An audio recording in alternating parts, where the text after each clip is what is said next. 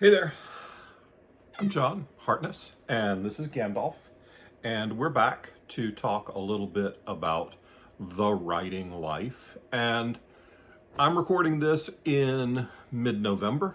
We are a little less than a week away from Thanksgiving, and I wanted to talk about some things that I am thankful for this year. It's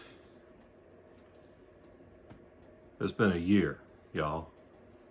I mean, it was a year before we even got to March. I have, I've been through it, all right? Um, a lot of us who are creative types, we've all been through some stuff, but I have dealt with a fair bit of loss this year, a couple of deaths of family members that I cared a great deal about passed away in February and May, and that just made for a tough year. The convention circuit was rough this year. There was a lot of concern about the election in a lot of people's buying habits the last half of the year, and that makes it tough for a writer who sells a lot of books at conventions. But there are still things, yes, my friend, I'm going to start talking about you here in a second. There are still a lot of things that I'm thankful for. Obviously, this adorable boy, my buddy Gandalf, my big pretty ball of floof, Daisy, who's over there um, watching and judging us. Judging a lot. I'm very thankful for my family, my sister, who has spent the last couple of years working with me at Falstaff Books. You may have met her at conventions if you've seen us at conventions. She's the one behind the booth who sounds like she's straight out of rural South Carolina, because she is. And she's also the one who will purport to be my younger sister, which she is not, just for the record. I am the youngest of the four of us. But I'm very grateful for the friends and family and my four-legged family. Yes, yes. Um, and my four-legged family that I love very much. I'm thankful for all of you, especially my Patreon subscribers. So if you want to make me even more thankful, you can sign up for our Patreon. The link is down below in the description, and you'll get these videos a little early. But it's important as creatives to take some time, and when everything's hard, to stop and find the things that bring you your joy.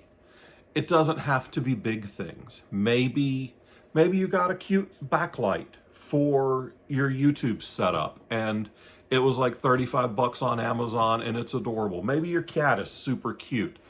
All of those things can bring you joy, can give you something to be thankful for. I'm thankful that I can still do my job, that I can still write, that I can still create for my readers, that I can make these videos that are hopefully helpful to younger or newer writers. You do not have to be young to get started in this career.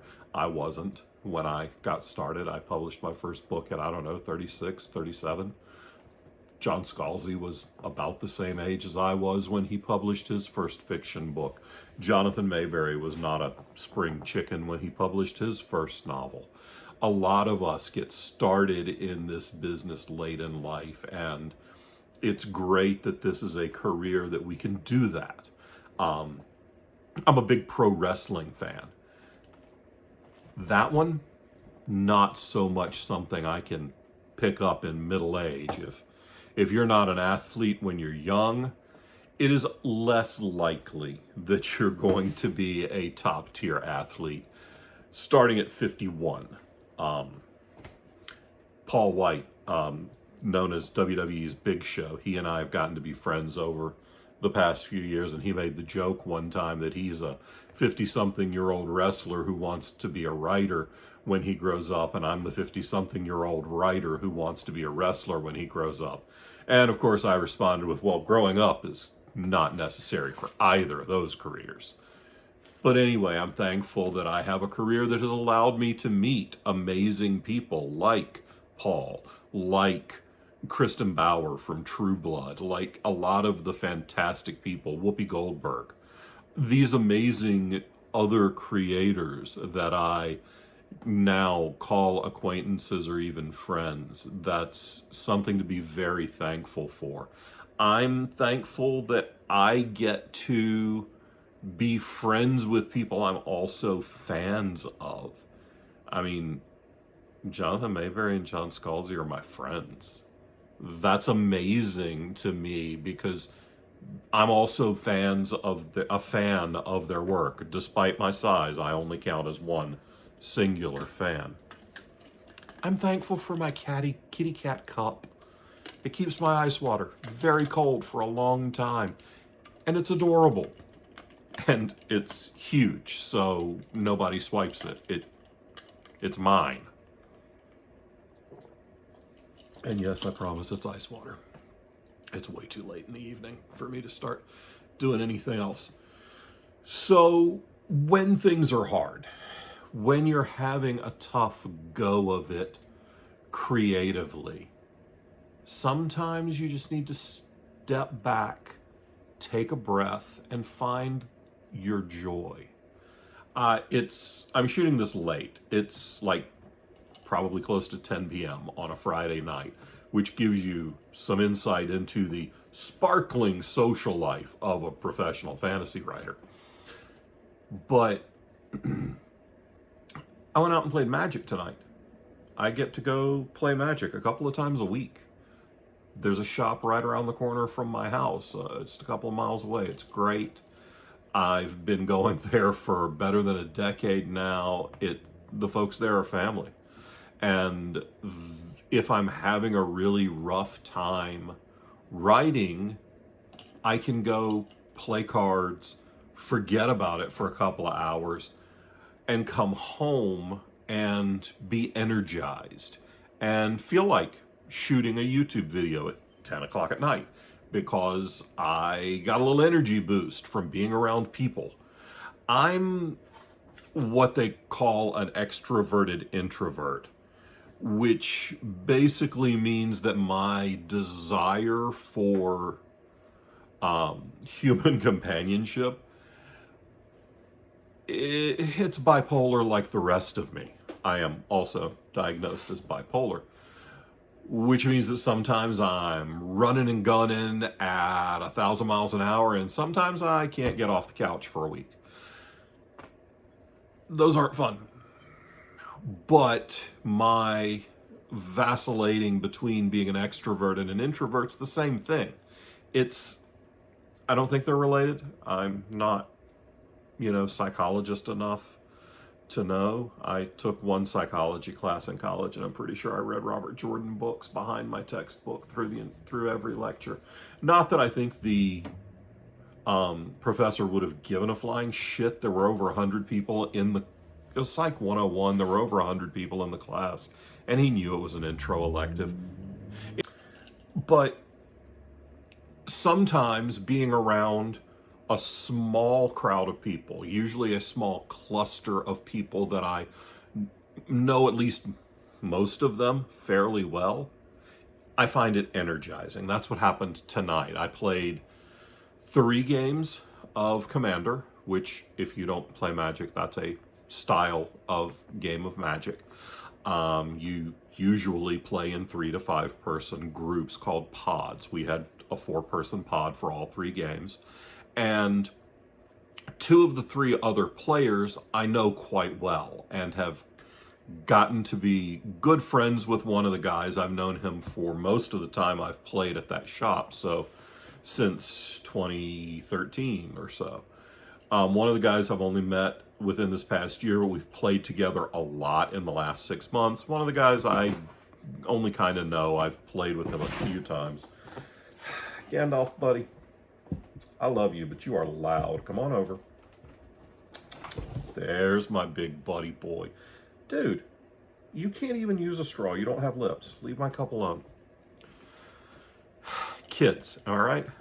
But anyway, spending a few hours, and I was only there for about 2.5, 3 hours, spending a few hours in the company of a select group of people that I really like is energizing. It's revitalizing. I came home and I was just going to sit and watch TV for a few hours and then go to bed. And I realized that, yeah, I'm not sleeping for another couple hours, so I may as well do something. Dude, get off the counter. Gandalf, get your ass down. Yeah, you. Come here. What are you doing? There is nothing over there that you need.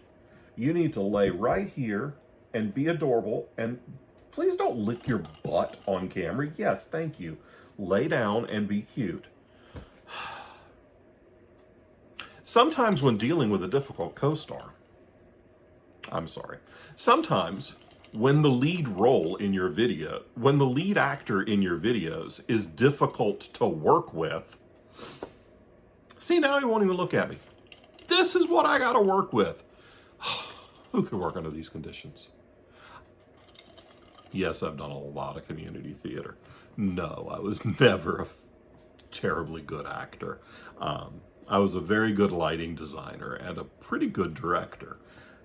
I was a terrible stage manager, and I'm going to blame that on my ADHD. We could also blame that on my DGAF, because there was a whole lot of that involved in my stage management, too. I have no idea what I was saying. I was talking about how energizing it can be to be around a select group of people. And that's something that's really important in your development as a writer, too. Building your network, your crew, your squad.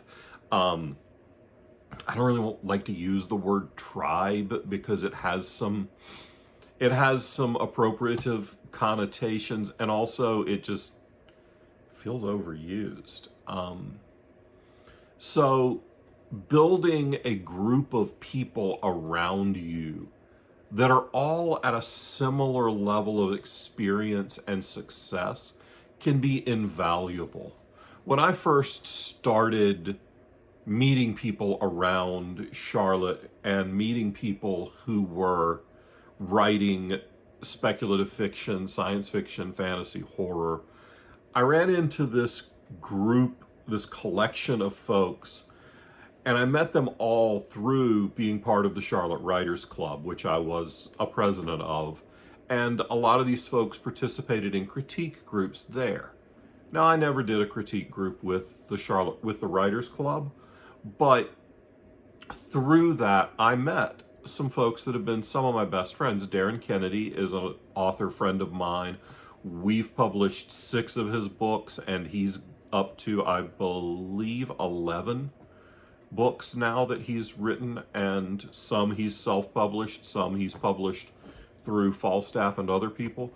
But Darren was palling around with a woman named Eden Royce and a guy named Matthew Saunders and a few other folks that they were all a group of friends, and nobody was selling shit. None of them were making any money. They were all really just getting started in their writing careers. And I became friends with all of them, and it was really great for me, and it seemed to be very good for all of them to have that support and have a group of people that were all kind of at or around the same level. I was maybe a couple of years ahead of the curve on my career and my sales, whereas they were chasing a different form of publication success, which some of them eventually found, and some of them eventually shifted their goals to build careers in other ways. But all of us have remained friends for this whole dozen years or so, even though Eden has now moved away and we don't get to see her nearly as often as we would like. But having a group of friends, having your squad, gives you the ability to just kind of walk into a room, feel like you're walking into your Cheers, that's your vibe, and have these people who will just accept you and support you, and you don't have to be as on. Darren and I just went to dinner at the beginning of the week with AJ Hartley. And AJ's another local writer who I admire quite a bit. He's one of the foremost experts on Shakespearean performance in the world, and he's become one of my best friends. I love the guy. I've published a stack of his books. We work together quite a bit, and he's one of my favorite writers and one of my favorite people. So every few weeks, Darren and AJ and I get together and just go have dinner and hang out. Usually it's either sushi or we go to Sir Ed's, which is the British styled pub that's almost underneath Park Road Books, which is the local independent bookstore here in Charlotte. So usually it's one of those places, either somewhere for sushi or Sir Ed's. But it's great for me to be able to spend time with those two guys and talk about the business without feeling like I'm just their publisher. These are my friends. So finding those people that can let you be you can be incredibly important. What are you eating? Okay, he's just licking his own butt now. That's fine. At least he's doing it off camera, so y'all don't have to live with this. So one of the things I take great joy in is my friendships and the relationships that I've built through this career, and I'm very thankful for that.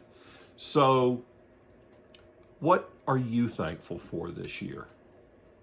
Aside from just making it to mid-November, because a lot of us it was touch and go there for a minute. Dude, what are you doing? So leave a comment down below. Let me know what you're thankful for. And if you've got ideas for future videos that you want to see, drop a note. Let me know. Or you can find me on all of the socials. All those links are down there somewhere. I think my Blue Sky address is probably in there. I'm off Twitter or X now, and I've moved onto Blue Sky. Our TikTok is still very active, and I've got my professional and personal Facebook pages. So you can find me places. I'm hard to miss. I'm kind of large. So peace out. Find the things that give you joy. Find the things that make you thankful. And tell me about them. I want to know. Peace.